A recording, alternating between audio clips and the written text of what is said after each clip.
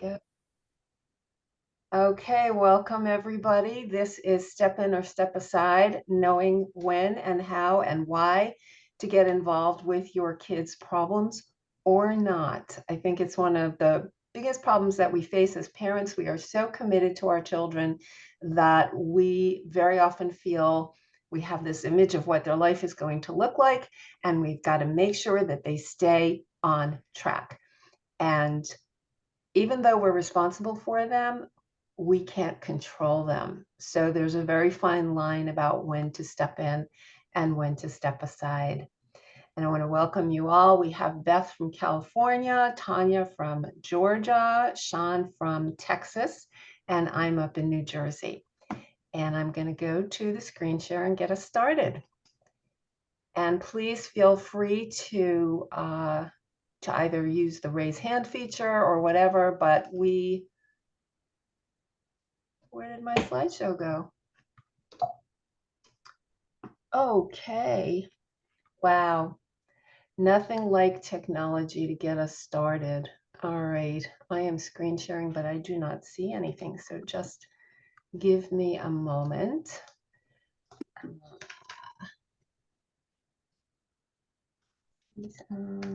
PowerPoint, okay. All right, there we go. There we go. I appreciate your patience. Okay, so we already said what this program is about. And the first question I have for you is, what are we doing here? What are you doing here? So something about this, the title of this event and the description attracted you to come to this workshop. So it is not just me presenting for an hour, it's participatory. So I would love to hear from, one or two of you, what brought you here today? Just unmute yourself when you're ready to speak. So I have a 17-year-old and a 13-year-old. I feel like I'm constantly navigating, how much, I wouldn't say I'm a helicopter parent, but I do have some control issues. So, yeah, I'm just trying to figure out when I should step in and when I shouldn't, and try to train myself to step out. Mm-hmm. Okay. Yeah, that control thing, I think that is probably the biggest challenge that we face as parents, especially of teenagers who are supposed to be breaking away at this point, just like they did when they were toddlers. So thank you for that, Beth. Anyone else? Just a couple quick reasons, one reason or two. Hi, this is Tanya. I think for me, one of the things as your kids get older, you're always concerned about the dating game. So I'm always trying to discern when is a good time and not a good time to interject and, get some things across. Mm-hmm. Great, thank you. That's not one that comes up very often when I do this workshop, but it's definitely there lurking in the background for most parents of teenagers and young adults. Okay. All right. So the reason that I'm here today, we've got 4 reasons to help you understand. Oh, Sean, go ahead. I was in an exam. Oh, okay. Let's go ahead. Anybody else that they're here, but they're not marking? Sean, honey, you're talking to us. It sounds like you're in a tunnel. Can you get any closer to a mic? Thank you. There you go. Okay, so your reason for being here? Oh, I don't know what happened there. All right, we'll keep going. So what is the real reason? What motivates us to get involved when sometimes it's really none of our business? So we're going to look at that. We're going to look at ways to increase your teens' self-reliance, which really comes back to you as parents. I'm going to get tips to strengthen your confidence and consistency, because consistency we also struggle with. I don't know about you, but I have conflict avoidance, like I'm a champion at that. And I've worked very hard to get through it and speak what needs to be said. And we'll also have very specific strategies and words that you can use and modify to talk to your teen and get some results. So why are you here? The things that I've already thought of from my perspective, you want the best for your child. None of us wakes up in the morning and says, how can I screw up the day for my kid today? You also recognize that you can't do this alone. We are not meant to be doing this parenting job alone. And the fact that people move around so much and families have become disconnected, extended families, and the concept of neighborhood is disappearing. We cannot do this alone, and we shouldn't do this alone. It's not supposed to be that way. And obviously, you are ready to consider a different way to parent and learn some new skills. So I applaud everyone who shows up to these calls because we can't keep doing the same thing that we've been doing and expect to get different results. So welcome to you all, and I'm thrilled to have you here. I want to tell you a little bit about myself. So this picture right here of my children who are now in their 30s was one of my favorite shots, going apple picking. In retrospect, it all seemed so easy then. And a lot of things happened over time that took me by surprise and had me stuck and actually terrified for one of my kids' future. And I was a teacher at the time. I had been teaching. No, I had just started teaching. I went into it in midlife. And all of a sudden, my son's world and my world were just, and our whole family's world was just crashing down around our ears. And by the time we decided to get some help, things obviously were really bad and we were out of options. So our first step was to send him to a wilderness program where he started to wake up. And I will never forget him saying when he came home, I want to be part of this family again, which, you know, just brought me to tears. Like I felt like there was a shot at getting my kid back. So that was actually the beginning of my first experience with looking really deep into myself, but not in a way that happened in therapy. And the next step was a boarding school that was family-based character education with a very intense parenting program. And that's what changed my world. It changed how I approached parenting. It changed how I looked at life. Ended up that a number of years later, I left teaching to pursue being a parent coach. And I never looked back. This is what I'm supposed to be doing. If any of you want to hear more details about any of that, I'll be happy to tell you privately. That's not the purpose of our being here today. But if you do have questions, let me know. All right. How long does it take to get results? That's a great question. It took years for whatever challenges you're facing to develop, and for you and your teen to develop certain perspectives on life and certain habits and attitudes. It's going to take a while to shift them. And it's also going to take a dose of courage to be the person who is the leader in the family and starts changing things up so that change is possible. All right. The results, they take time. You may see very small changes in the beginning, and that's good. Any change for the better is a good thing. But I don't know about you, when I finally make the decision that I'm ready to change something or to take a risk in something, I want it, and I want it right now. I've mulled over it for so long that I just really have to take it in my hands and get results right now. And that's not how it works. So we need courage, we need patience to get this started, and a total commitment to the well-being of our family. Any questions so far or any comments?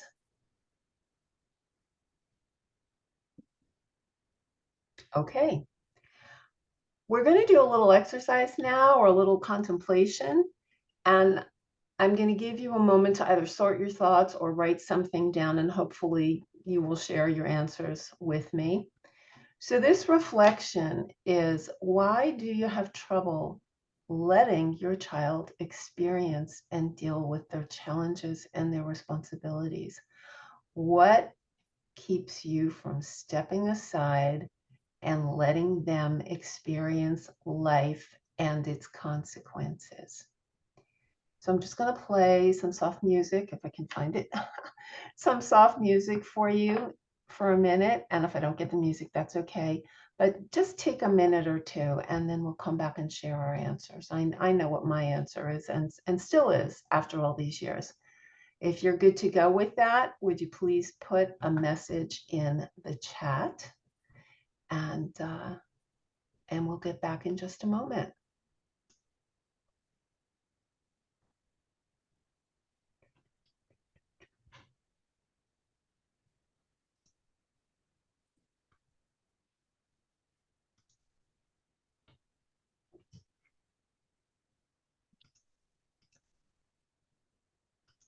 Could somebody just let me know you're still out there?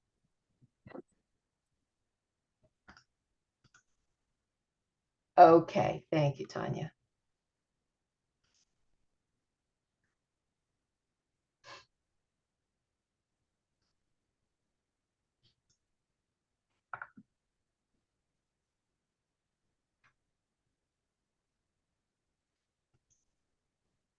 No.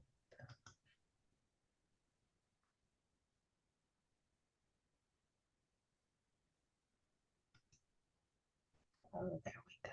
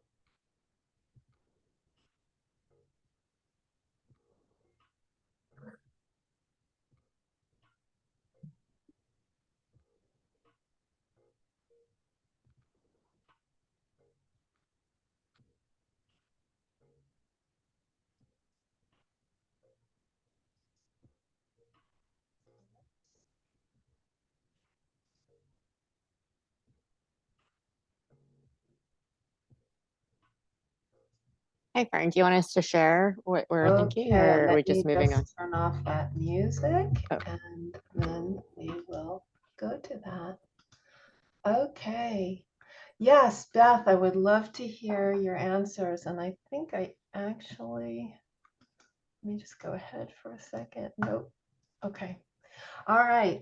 So tell me, what's up with you? Why is it so hard to do this? Um, so for me, I mean, it's, I've read and stuff, you're not supposed to do this, but I just have a hard time.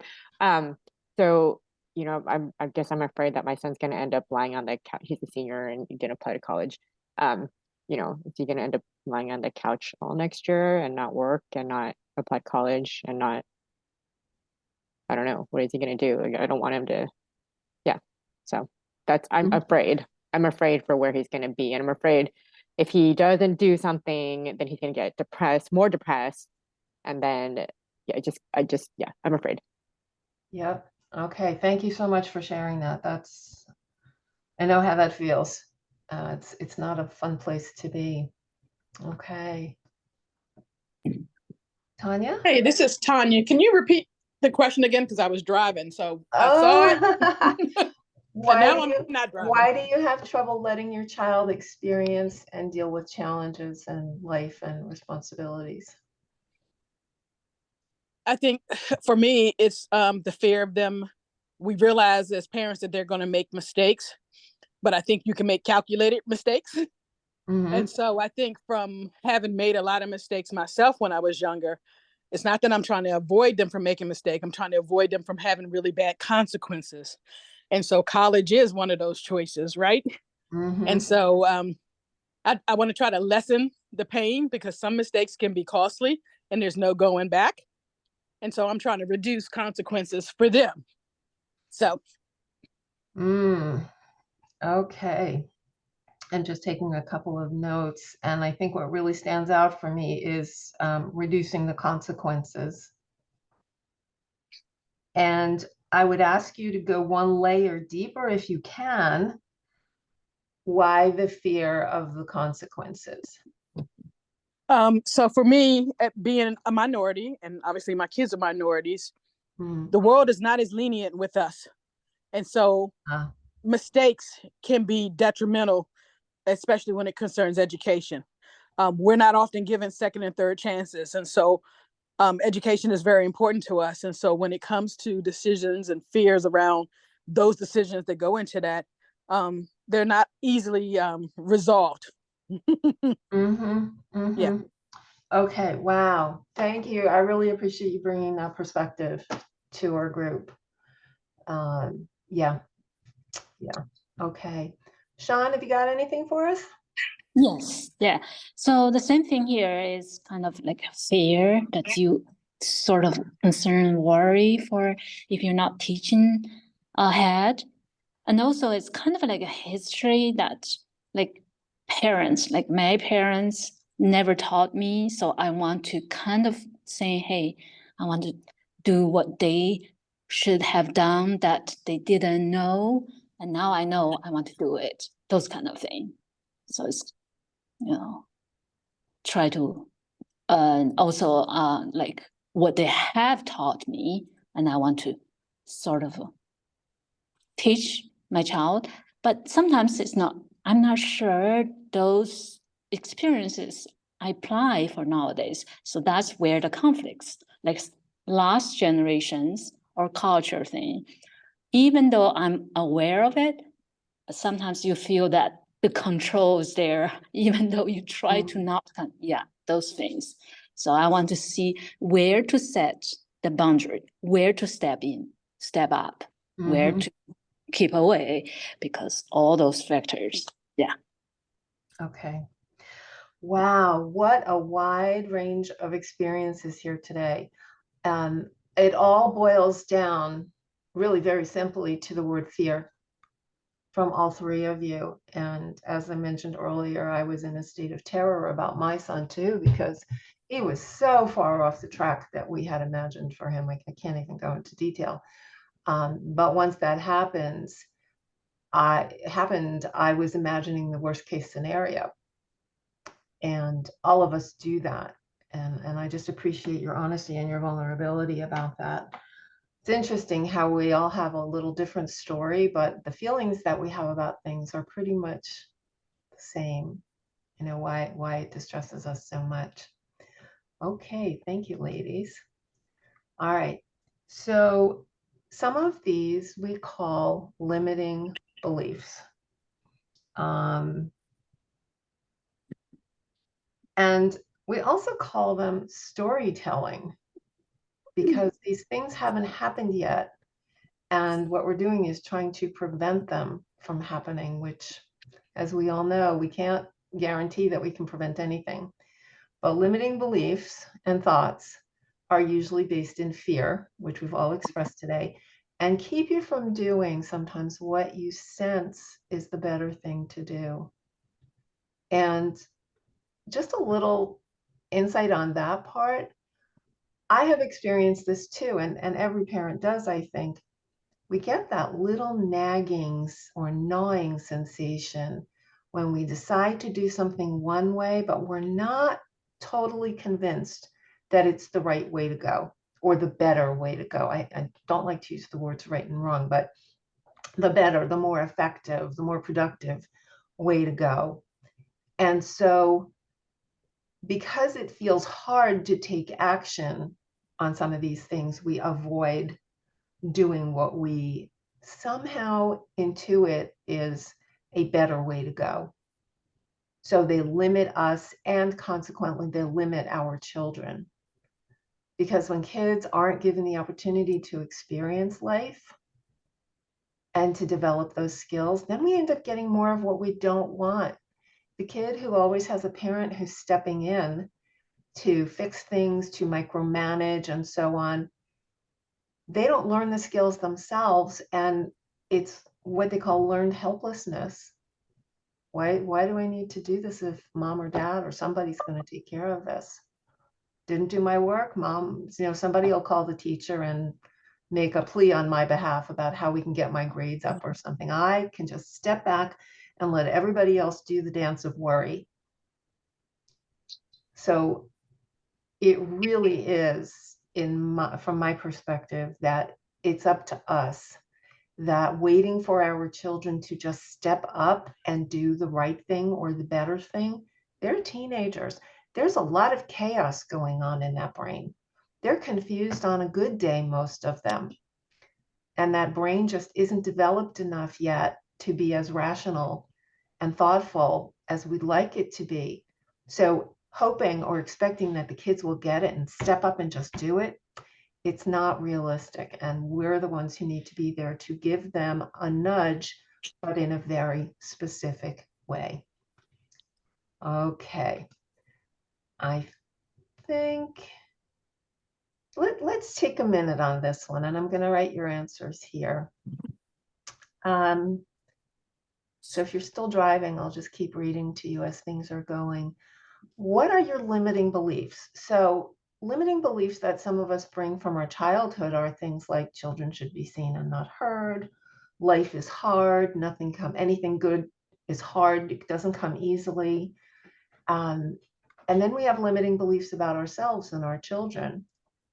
So for me, if I keep repeating the words, I'm a people pleaser, because I still am to a certain extent, I'm going to stay a people pleaser if I keep repeating those words.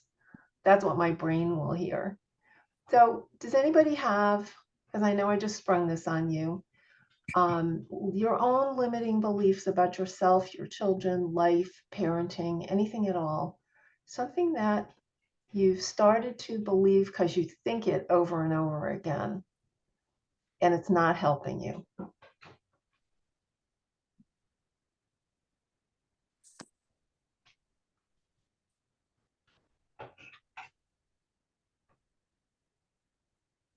Okay. If you think of something later, we can come back to it.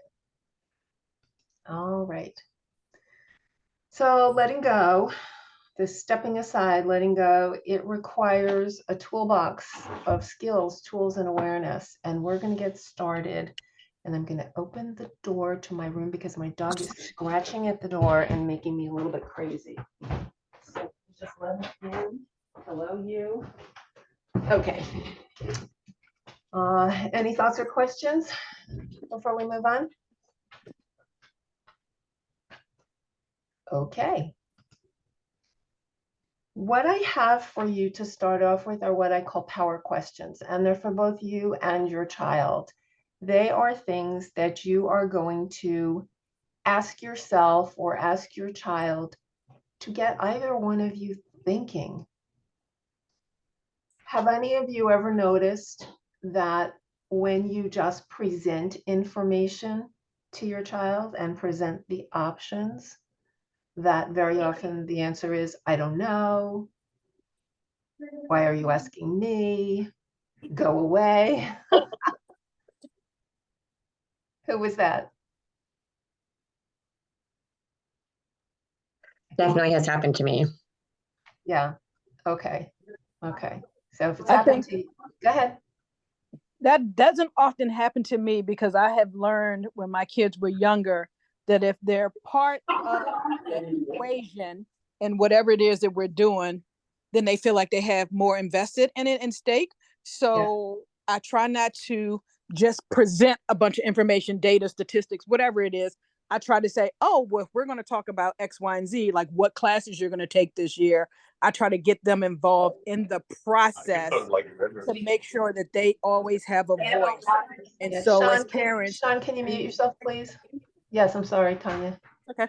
So as parents, we try not to give them a bunch of information. They have so many resources and tools at their hand that we didn't have growing up. So we try to let them discover and participate in that process so that it is less painful. It's not like pulling teeth to get them to do something. So you kind of try to have to lead them and guide them, and we try to let them discover for themselves. Because if they own it and they're part of the process to whatever it is you're doing, they tend to show up more authentic than, oh, I'm just doing this because mom said I have to do this.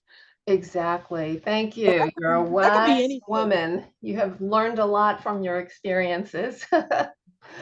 Yeah. Yeah. So our kids become invested, engaged. Yes. It becomes a little more of a collaboration than a presentation. A presentation. Absolutely. And I mean, it could be something as little as, trying to get your kids to eat vegetables. Well, guess what? When I grew a garden and they were part of the process and, they were helping tend to it and weed it and water it and pick the fruit, they were more inclined to eat their vegetables, right? Than me just slapping something on the plate going, here, eat these greens. And they're like, we don't want that. So that's just a small example. No, but it's small but significant, right? We start with small steps that are doable, they're manageable. If we set ourselves a goal that's way too big and has more steps than we realize to get a buy-in, then it's not going to work. So thank you. That was very effective. Okay. So question number 1, it's the first one you're going to ask yourself when you feel that urge to jump in. Is this an emergency or a problem to be solved? Now, if you're a parent whose student is a straight A student and all of a sudden they're missing homework assignments and their grades are dropping, that could seem like an emergency because it's really out of character for that teenager. And that's completely understandable. You want to know what's going on that caused this sudden, unexpected change. More often than not, it's going to be a problem that needs to be solved.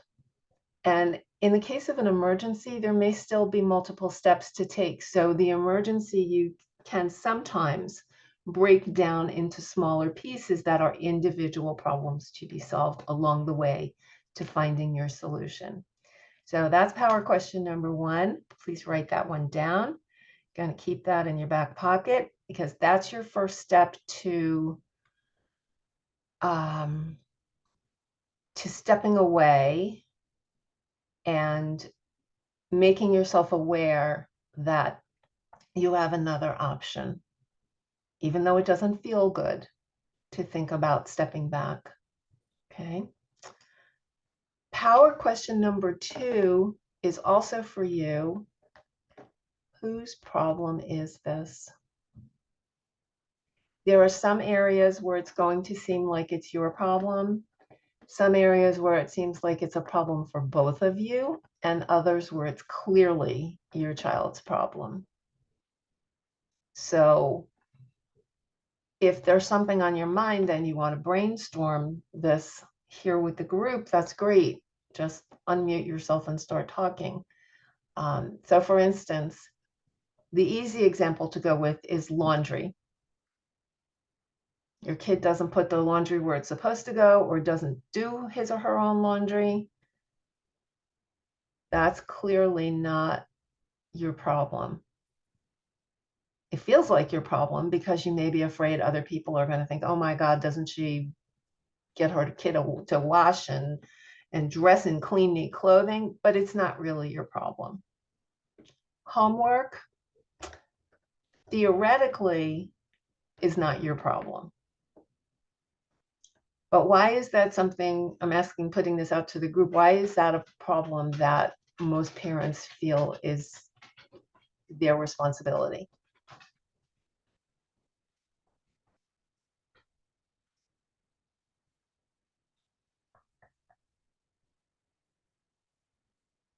Homework, why does that feel like your problem too?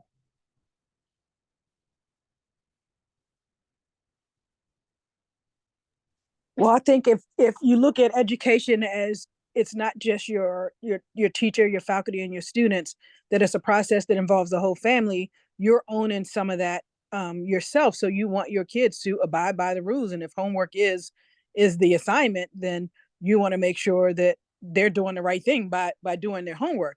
But they also have to experience the consequences of, I'm not going to tell you every day to do your homework. The guidelines are, we do our homework as soon as we get home from school, right? And then you can play and do all of the other things. But if that doesn't get done first, that's on you. The consequence is you won't get to do what you need to do after that, right? So it's setting boundaries for what is acceptable behavior as it concerns your education. Yeah, yeah, thank you for that. And not only is the consequence at home, but the consequences at school as well. And that is more of a natural consequence because it's coming from outside of your home and outside of you. You don't do your homework, you take a 0 for the assignment.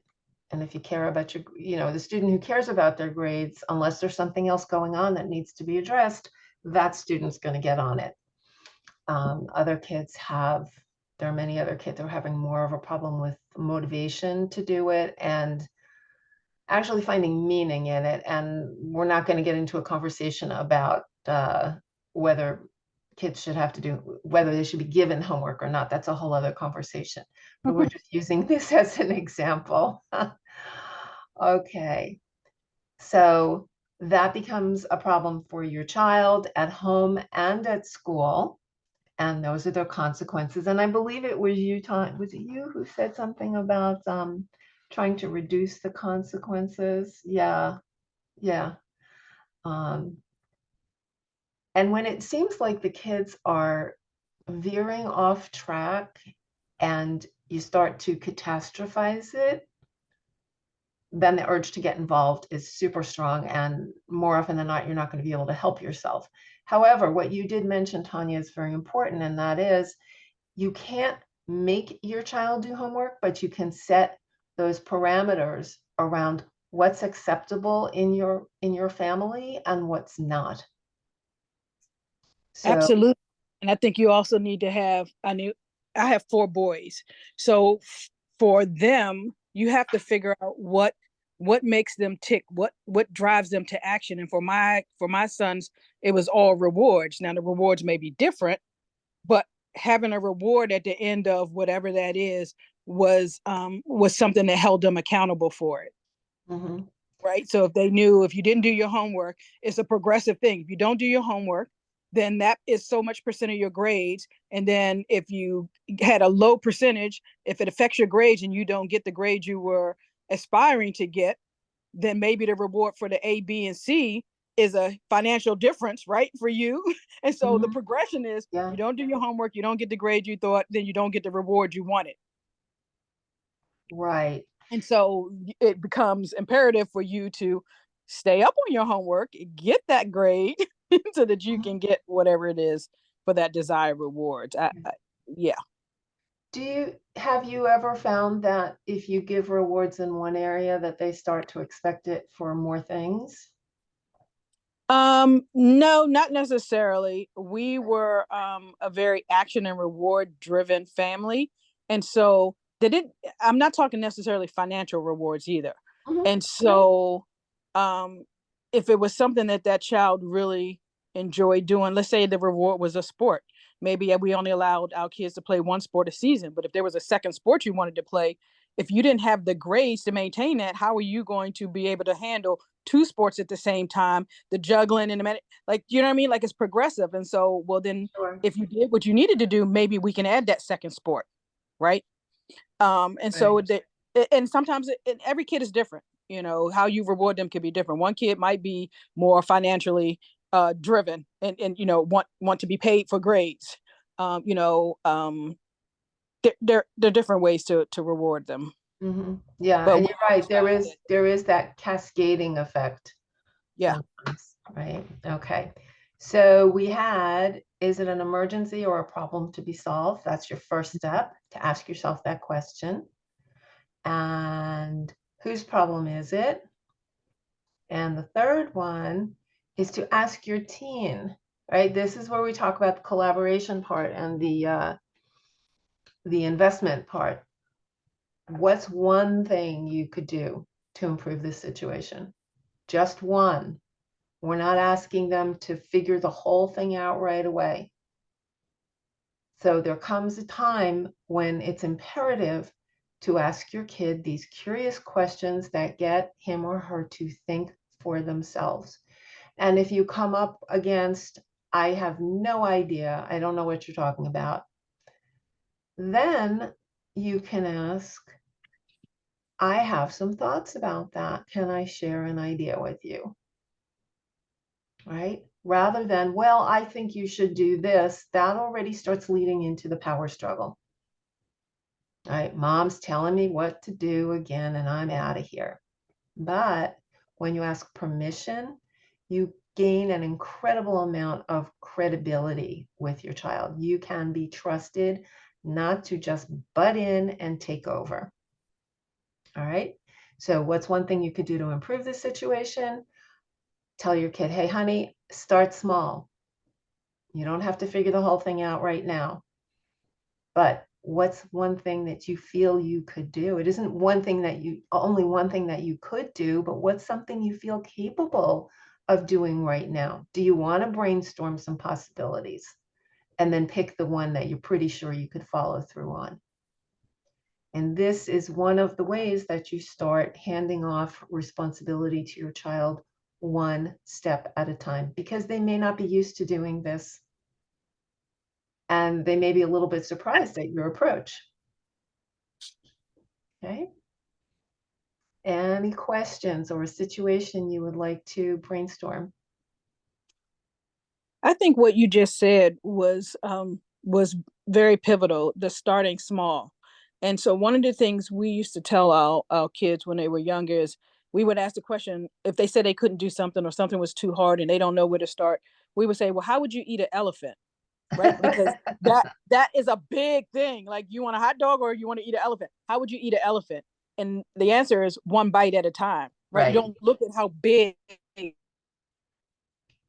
Mm-hmm. Oops.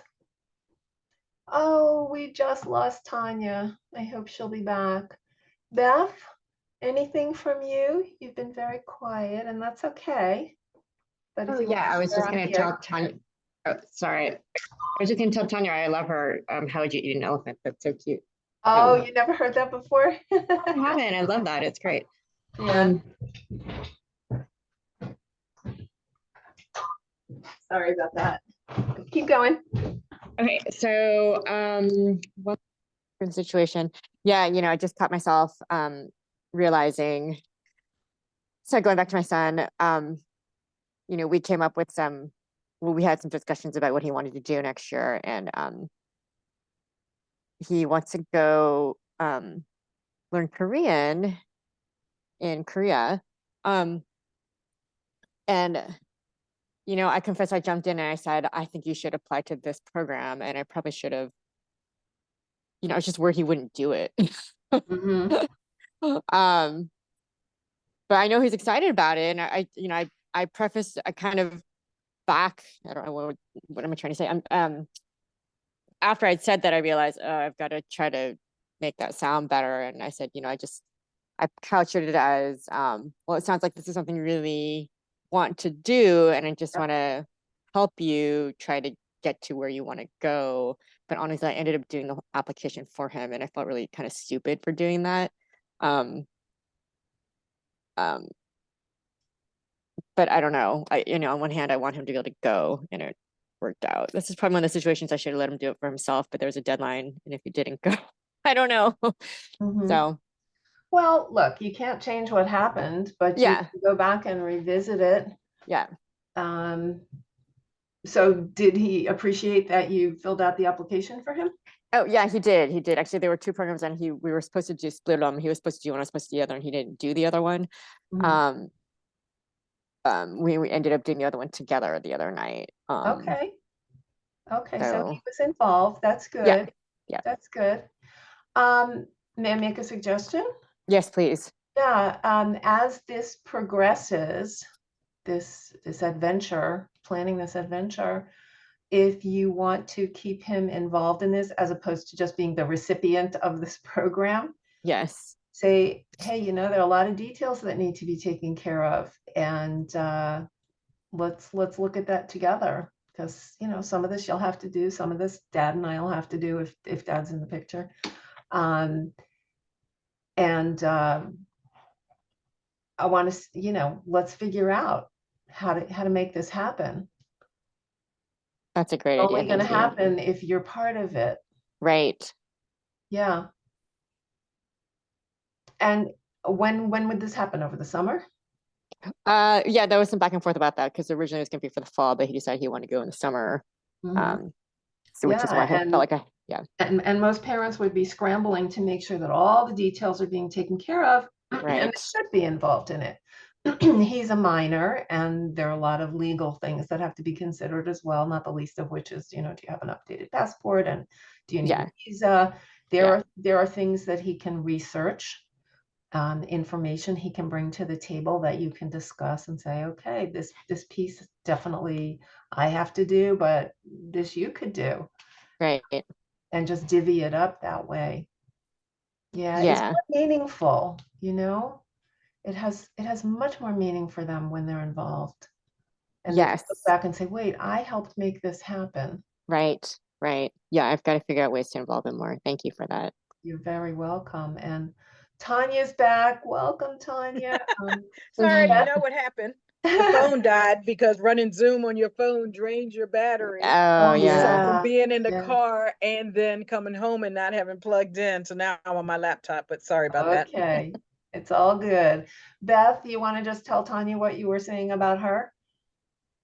Oh, yeah. You know, Tanya, I've actually never heard, how would you eat an elephant? I love that. I think that's so great. I wish I knew that earlier. I could have used them when they were younger, but I'll use it on my 13-year-old. She'll like that one. It still works when they're older. Yeah. Because yeah. sometimes tasks and decisions seem so much bigger than we are, right? Right. Right. Yeah. So thank you for that. It still holds true no matter the age. That is absolutely true. I could probably, you know, think of a couple times and I could use it at work too. So Yeah. And it helps you break things down. If you think bite-sized, then you got to get a little organized or a little creative. Are you starting from the front? Are you starting from the back? Are you starting from the foot? Are you you know what I mean? Like, it helps you make decisions, right? So how do you tackle that? I love that. I was just starting from the middle. I don't know about the rest of you. Okay, so quick recap of those 3 questions in case you haven't written them down. Is this an emergency or a problem to be solved? Number 2, whose problem is this? You're asking that of yourself. Don't ask your teen because they're not ready to hear that question yet. And what's one thing you could do that would improve the situation or move this project along? All righty. Okay, so this next part, some strategies, tips, and scripts. This part is all about you mamas. Here we go. Strategy tip number 1, say what you mean without being mean. So your kid presents with some kind of a problem, whether they're telling you about it or you're hearing about it or you're observing it yourself. And your buttons are pushed and you may be thinking to yourself, what's the big deal? Why are you dithering about and not getting this done? Where did that attitude come from? That may reflect how you're feeling, impatient, frustrated, disappointed, but it's not helping the situation any. What you need to remember is that you can feel angry without responding in an angry way. And that sometimes means saying, wow, I'm feeling so frustrated right now. That's it. You can talk about your feeling, but don't act on it. That making sense? Yes. Okay. All right, so that was tip number 1. Say what you mean without being mean, and you can feel angry without responding in an angry way. Number 2, and this is just crucial because you need to do this in order for the rest to go more smoothly. You pause or take 5 before you speak. 5 seconds, 5 minutes, 5 hours, 5 days, whatever it requires. You do not have to have an answer right away, 95% of the time. So that urge to get involved very quickly and nip it in the bud will often work against you. Take your time. Excuse yourself. I'm feeling pretty upset right now. I need a few minutes. Let's come back to this later tonight after supper. That is so true. Because a lot of times I have found that if I give an immediate response, you might regret the rush of that, whatever response or decision was. And then once you've had time to think about it, you're like, yeah, I probably shouldn't have did that. And I've had my kids say to me, Mom, you sure you don't want to think about this for a day or two? Because they know what I bring down right then and there in the heat of the moment could be far worse. And sometimes it's a punishment that's for you. The punishment is that you handed out. It punishes you more than it punishes them, right? Yep. Depending Yep. on what it is. You can't have the car. Well, guess what? Now you have to drive them everywhere. So who's on punishment, me or you? So yeah, they were like, Mom, you sure you don't want to think about it? Yeah, and you know what? You do have the opportunity. This is another tool. I don't think it's in here, but it's a bonus one for you, and that is to do the do-over. They're not just for games. It again, it gives you a lot of credibility, and it teaches your children how people can talk about difficult topics. So you said something you regret, you made a decision that isn't really the best option. Maybe it's punishing you as well. You come back and you say, you know, that was not my finest moment. Can we talk about that again? Here's what I really want you to know. It's that simple. And the kids almost always will say, yeah, okay. Very, very few of them will come back saying, no, I don't want to talk to you. When you approach them like a human being, you get better results. All right. And somebody mentioned this before, it's probably you, Tanya. Tip number 3, acknowledge and validate the difficulty of a situation. When I was in coach training, we spent more time on these skills than anything else. And as a coach, we always are coming back to this. I'd say 80% of the time, we're coming back to acknowledging and validating the person in front of us. You can do that with yourself too, but right now we're talking about your relationship with your kid and building trust. So rather than launching into, we have to fix this, you're going to be punished, this should have been done ages ago, there's a reason things happen the way they do. So acknowledging is basically saying, yeah, I hear how upset you are, or that must have been so annoying, right? And I think our next slide is about the specific wording on that. Yep. And feel free to screenshot if you want, do whatever's easy. So acknowledging and validating, that must have been, wow, that must have been really annoying when she said that to you. You sound miserable. Well, yeah, Dama. But the thing is that they may poke fun at you for that, but you're showing that you're listening, because most of the time, that's what your kids want is for you to listen and to hear them. Everyone wants to be heard. So that must have been, and you sound are followed by the emotion or reaction that you're observing. The validate part is the one that says, yeah, it's understandable that you'd feel that way given what happened. Oh my God, she gets it. It's normal to react that way in a situation like that. So you're not denying their feelings. You're also not agreeing with them. Nowhere in there have you said, yeah, I agree. That was pretty crappy. So you're not telling any lies or just saying something to make them feel better. It's understandable. It's normal that you would feel that way in a situation like this. Okay. Fern, can I share one of the things that we do? Number 3 is so critical as our kids are growing, because they're going to be coming up and experiencing things, and we have to be able to be there to support them and validate them.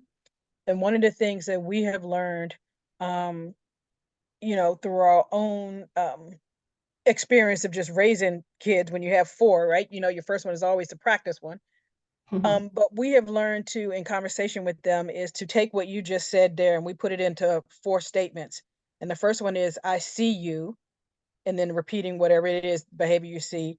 And then I hear you, right? You hear what they're saying, what the problem is, repeating it back to them so that they can hear what it sounded like, what they said to you. Because sometimes they say it, but they don't hear what they're saying. So we repeat it back to you. I hear you. And then I get you. You're acknowledging whatever feelings, turmoil, whatever it is, their take on it. And then the fourth one is, I got you.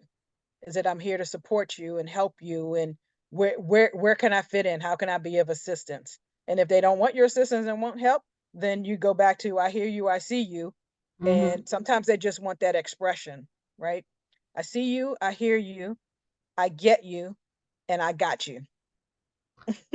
That's So brilliant. those are like 4 statements that we just get in the habit when we're conversing with our kids, to allow them to respond back, but also hear what they said to you in their, because sometimes they're in the heat of the moment, they're all emotional, and they're not even realizing what they're saying to you. So to be able to give it back to them, what I hear you saying is.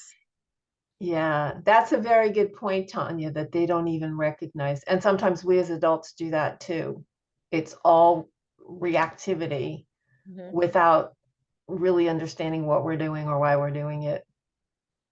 We don't even hear ourselves sometimes if we're really angry or upset. That's beautiful. May I use that? Absolutely. Okay. Okay. It's just become part of my program. All right. Beth or Sean, anything to contribute or questions? Or if you want to brainstorm how to acknowledge and validate a particular subject? Well, I wanted to again thank you, Tanya, for another great gem. I love that, the 4 statements. That's so great. Thank you. You're welcome. Thanks, Beth. Yeah. And it's going to take time until your kids get used to the new you. Oh, Sean can't talk now. Okay. If you haven't done this before, they may look at you like you just sprouted 2 more heads. That's normal. It's understandable that they would react to you that way. I mean, I've even had parents say, I tried this and my kid looked at me and said, "Who have you been talking to?" So, yeah, it'll take time. Like everything else, it will take some time, but you will build trust. And that's the core of everything. There was a time when I heard the word relationship and I just was horrified because to me it sounded more at the time like, oh, people who want to be their kids' friends.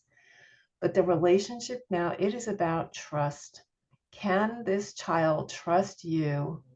Not to have their back because you do, but to, as Tanya said, to hear them, to see them, to acknowledge their humanity, their feelings, their struggles, without trying to do something about it. I don't know about the rest of you, but there were times when I would come home. I was a teacher for 13 years. There were times in the beginning when I'd come home and my husband would say, "Well, how was your day?" And I'd say, "Well, such and such happened." And before I knew it, he was telling me, "Well, did you try this? And what about that? And I think this would work better." I didn't want a solution. I just needed to vent. What we need, our children need, period, end of discussion. Right? So remember that. Okay, let's move this along because we're getting close to time. Number 4, express confidence that your teen can figure it out. So this is part of the letting go and the handing off of responsibility. Look, I know this feels daunting. I know this is difficult, or that you're in a situation and you're not sure how to get out of it. I'm confident that you can figure it out. And this isn't the final step, right? This goes on if your child looks at you with a blank stare or says, like, hell I can, or I have no idea what to do, or you have no idea what you're talking about. Okay, I understand that this is confusing. Would you like me to help you get started? Would you like me to help you get started? And then you can go into the brainstorming. I have some thoughts. Would you like to hear them? And so on. Is that making sense? I'll take that as a yes. And number 5, which overlaps what I just said, offer to be available to help, but not to do it for them. Yes, it would be so much easier if you handled it yourself. It would happen faster and more efficiently. But what does your kid learn? They learn that they don't have to figure it out because we will put that safety net under them every time, and then they become helpless or more helpless. All right. So as much as we're looking for results for our children, the work is really ours. And it may not sound all that reassuring, but the thing is, I'm here to tell you that I'm confident that you can do it. You're here right now. You took a step. If your children can find solutions, so can you. And you are here looking for a different way to do things. All right. Last chance for questions. No questions, but thank you so much. Really appreciate it. You're very welcome. So now what? I did not change the slides here. So oh yeah, I did. Okay. Gosh, my head's in another world. So for those who've never had any one-on-one time with me, I'd like to invite you to a complimentary 30-minute session with me, no strings attached. It's a time for us to figure out what your concerns are, kind of prioritize them, look at some tools to help you through, and then to talk about any other options. I put that right out there, talk about options about getting additional support. But those 30 minutes are entirely for you. And so you're invited to that. I will include this link in the follow-up email, but to apply, you'll go to this link. You can take a picture, copy, paste, whatever, and or do it from an email, and we will get that set up and get you started and see where you want to go. All right, we have something in the chat. Oh, thank you. You're welcome, Sean. Sean is a regular for these programs. So for Tanya and Beth, I hope that you will take me up on the offer. And the last thing I would ask you, which I do for every program that I run, is a takeaway from today. If you had to pick one, maybe 2 things that were an aha or something you didn't know before, besides the how do you eat an elephant, I would love to hear what made an impact on you today. I think for me, just remembering to just not, so your example of venting to your husband and having he comes up with the solutions, and trying to not do that to my kids. Yeah, remembering that what you need, every human being needs, including your children, who can be the most exasperating creatures on the face of the planet and make you wonder why you had children sometimes. Right. Thank you. Exactly. Okay. I think for me, remembering your number 2 point, which was whose problem is this? And I think as my kids get older and older, things that would have been a problem for me when they get of a certain age is no longer my problem. Not that it's not of my concern, but to remind myself whose problem is it, and to let that problem ride out, that I don't always have to be the one to to try to resolve Mhm. first. I might do it in the background, right? I might do it in the background and I might Oh, not you're share that with you, sneaky. but to Yeah. remember ultimately, if it's not my problem, it's not mine to resolve. Mhm. And I think Okay. sometimes as our kids get older, it's harder to turn that off as our kids go through these different stages where it's no longer my problem, but it's still of my concern, right? So Mhm. Mhm. yeah, just trying to remember that and not trying to solve so much. Yeah, thank you, Tanya. And Sean shared in the chat, our children are here to teach us to be better versions of ourselves. Wow, that's pretty profound. Yes, I can't tell you how much I've learned from my kids. Some of it the hard way, but yes, I've learned a lot from them. You are all wonderful. Thank you so much for your participation and your sharing and for showing up for yourself and for your family. So I will be in touch no later than tomorrow with some follow-up things and a link to the recording if you'd like to listen to it again. And keep showing up in the group. We need you. We need you. Okay? Thank you, ladies. Thank Be you. Have a good well. day. Take Bye-bye. care. Okay, bye.